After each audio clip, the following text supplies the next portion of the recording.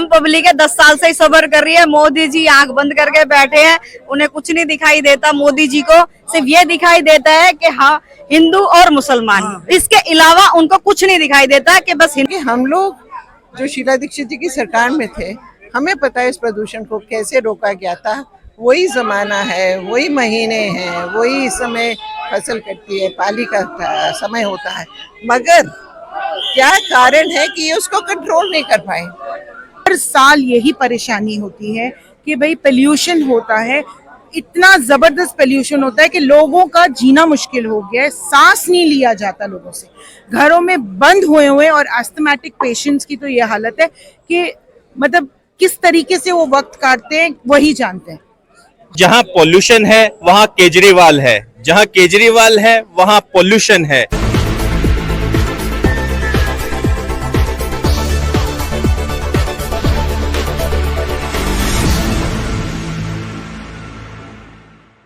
नमस्कार, नवजागरण लाइव में आपका स्वागत है। अभी हम ये दीनदयाल उपाध्याय मार्ग पे हैं और यहाँ पे बीजेपी मुख्यालय और आम आदमी पार्टी मुख्यालय पे जो दिल्ली प्रदेश कांग्रेस है उसका प्रदर्शन है प्रदूषण को लेकर।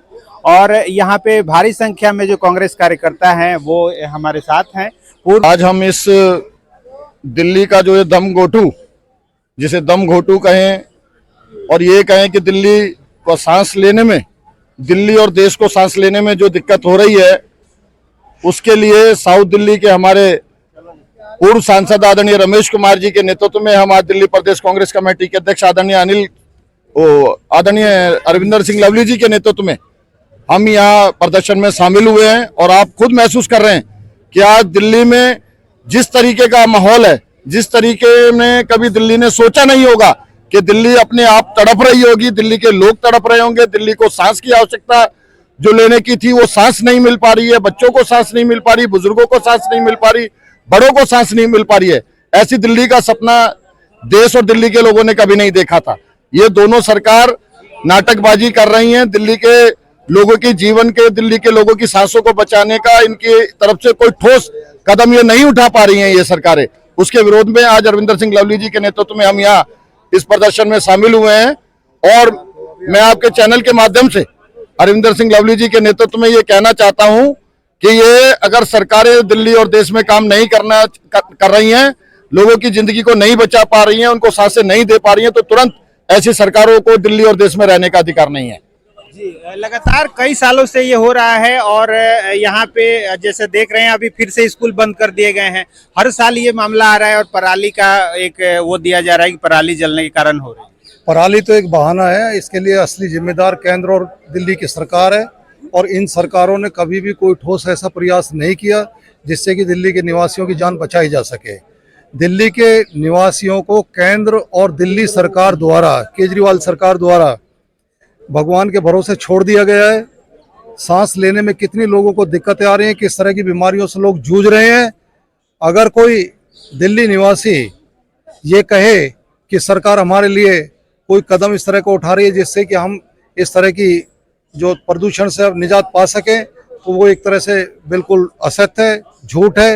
ये प्रयास बिल्कुल सरकार की तरफ से नहीं किए जा रहे हैं। इसलिए आज ये प्रदर्शन इन दोनों सरकारों को कुंभकर्णी नींद से जगाने के लिए किया जा रहा है। और दिल्ली के तमाम नागरिकों के साथ कांग्रेस आज खड़ी हुई है। और आगे भी अगर ये सरकार कोई ठोस कदम नहीं उठाती है तो दिल्ली का प्रत्येक कांग्रेस कार्यकर्ता इसी तरीके से सड़क पर नजर आएगा। सिर्फ मैं एक ही बात कहूंगा, हम सब कांग्रेस पार्टी के सिपाही हैं और जनता की सेवा में हैं। जो एक चीज देखने को मिली है, जहां पॉल्यूशन है वहां केजरीवाल है, जहां केजरीवाल है वहां पॉल्यूशन है। और ये हम नहीं, भारत की जनता इस बात को कहती है। आज जो प्रदूषण के को लेकर जो कांग्रेस का प्रदर्शन है दिल्ली प्रदेश कांग्रेस का, उसमें दिल्ली के पूर्व मंत्री आदरणीय किरण मैम हैं। उनसे जानते हैं कि क्या विशेष है आज के प्रदर्शन का। देखिए, प्रदूषण की जो सीमा है वो इतनी ज्यादा बढ़ चुकी है कि इसके लिए ज़रूरी हो गया था ये प्रदर्शन करना, लोगों को जागरूक करना। और कहीं तो इनके ऊपर कोई अंकुश हो कि कुछ करने की कोशिश करें, क्योंकि हम लोग जो शीला दीक्षित जी की सरकार में थे, हमें पता है इस प्रदूषण को कैसे रोका गया था। वही जमाना है, वही महीने हैं, वही समय फसल कटती है, पाली का समय होता है, मगर क्या कारण है कि ये उसको कंट्रोल नहीं कर पाए। और मुझे मालूम है कि हमारे तो कॉमनवेल्थ गेम्स आपको नहीं मालूम अक्टूबर के महीने में हुए, अगर आपको याद हो तो कहाँ कहाँ हम घूमे, उस दृश्य को इतना सुंदर बनाने कोई कह नहीं सकता था कि यहाँ प्रदूषण है। तो किस तरह से वो तैयारी की गई, कैसे उसको कंट्रोल किया गया, वो सारी बातें, और हर एमएलए की एक पूरी मीटिंग आपको मालूम है मिस्टर दीक्षित लिया करती थी। तुम्हारे इलाके में कहीं प्रदूषण बचा है तो बताइए, ये क्या करेंगे, फ्लाईओवर्स क्यों बने, फ्लाईओवर्स ने तो अभी रोका है, अब ये हर जगह है, हर रेड लाइट पे ट्रैफिक जाम होना था, जिस तरह से फ्लाईओवर्स बने।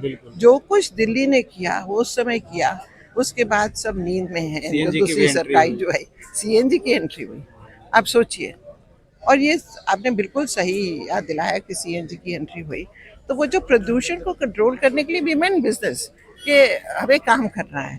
हमें ये कोई मैडम भी कोई इंटरव्यूज नहीं देती रहती थी, भागे रहते थे हम लोग। और हमारे सर पे उस समय कॉमनवेल्थ गेम्स भी था कि वो लोग दिल्ली आएंगे, वो दिल्ली की इतना उसकी प्रशंसा करके गए कहना।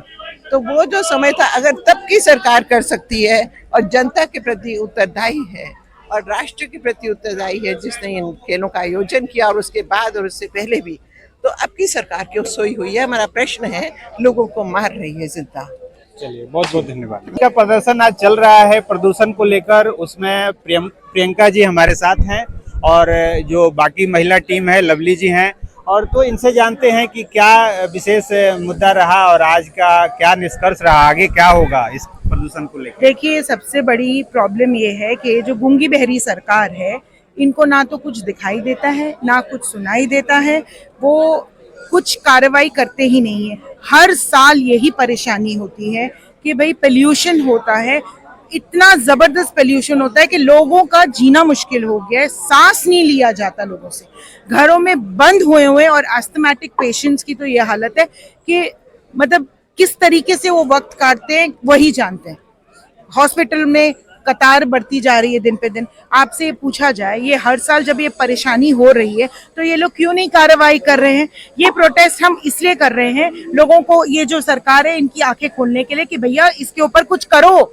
कब तक आप लोग चुप बैठे रहोगे? भाई, महिला उत्पीड़न बढ़ता जा रहा है, महंगाई बढ़ती जा रही है, बेरोजगारी बढ़ती जा रही है। मणिपुर में इतना हाहाकार मचा हुआ था, क्या कर रही थी ये सरकार? सो रही है, कुछ नहीं कर रही है, कोई कार्रवाई नहीं करती है सरकार।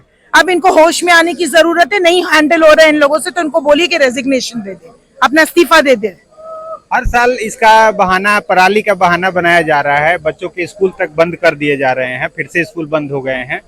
अभी सामने चुनाव है, इसको देखते हुए क्या लग रहा है? ये बस बहाने और बहाने और बहाने ही बनाते जा रहे हैं। आप कोई भी उनसे कुछ भी पूछ लीजिए, सिर्फ उनके पास बहाने रेडी रहते हैं। अभी इस वजह से ऐसा हो गया, उस दिन ऐसा हो गया, दूसरी सरकार हमें काम नहीं करने दे रही, यही सब बहाने चलते रहते हैं। पर सफर कौन करता है? हम जैसे आम जनता, हम जैसे लोग सफर कर रहे होते हैं, हमारे बच्चे सफर कर रहे होते हैं, बेचारे घर में बैठे हुए हैं इस टाइम पे, ना खेलने जाते हैं ना स्कूल जा पा रहे हैं। तो इन लोगों से नहीं संभल रही सरकार, तो इनको बोल दीजिए, इस्तीफा दे दीजिए, वो बेटर रहेगा उनका। जी बताइए। 10 साल से तो सफर ही कर रहे हैं, आम पब्लिक है 10 साल से ही सफर कर रही है। मोदी जी आंख बंद करके बैठे हैं, उन्हें कुछ नहीं दिखाई देता। मोदी जी को सिर्फ ये दिखाई देता है कि हाँ, हिंदू और मुसलमान, इसके अलावा उनको कुछ नहीं दिखाई देता कि बस हिंदू भाइयों को और मुसलमान भाइयों को लड़ाया जाए, और कोई इनके ऊपर मुद्दे ही नहीं है। अभी भी यहाँ पे चल रही है जो पार्टी का, तो उसके अंदर ये लगा लो कि तो भी ये एक बार भी, मुझे तो आज हमने जो किया है उसके ऊपर ये लग रहा है मुझे कि अब इनकी आंखें खुल जानी चाहिए, नहीं खुली तो दोबारा खोल देंगे। आज के प्रदूषण को लेके क्या कर रही है? देखिए, हम तो यही कह रहे हैं कि ये जो प्रदूषण है, क्या ये 10 साल में इस सरकार को हर साल ये प्रॉब्लम आती है? उससे नवंबर में हम ये नवंबर हो, या चाहे वो बाढ़ की हो, चाहे ये पोल्यूशन की हो, या किसी चीज की हो, कोई और बीमारी आ रही हो, उसके लिए भी इन लोगों के पास पहले से इस चीज का होना चाहिए। ये कोई अरेंजमेंट नहीं करते, चाहे वो करुणा हो, तो ये चीजें इनकी तरफ, ये गूंगी बहरी सरकार है, इनके कोई असर नहीं होता है। और आज ये बताइए, आज सबसे ज्यादा इस बीमारी से काफी लोग डेथ से मरे। आप देखिए हर गली में 2-4 लोगों की, चाहे वो यंग है चाहे एजिड है, उनकी इतनी मौतें हो रही हैं। क्या इनको ये नजर नहीं आ रहा? मैं यही कहती हूँ कि तब तो अब वोट लेने के लिए तो इनको घर घर बहुत अच्छा लगता है, उनके पैर भी पकड़ लेते हैं। जब इनका मतलब निकल जाता है फिर ये जनता चाहे मरे या जिए, इनको इससे कोई मतलब नहीं है। तो इसलिए मैं यही कहूंगी इन सरकार को, दोनों सरकार को इस्तीफा जल्दी से जल्दी देना चाहिए। इनके बस का कुछ करना नहीं है। ये सिर्फ गद्दी पे बैठ के गरीब जनता को लूटने के अलावा इनके पास और कोई चारा नहीं है। बहुत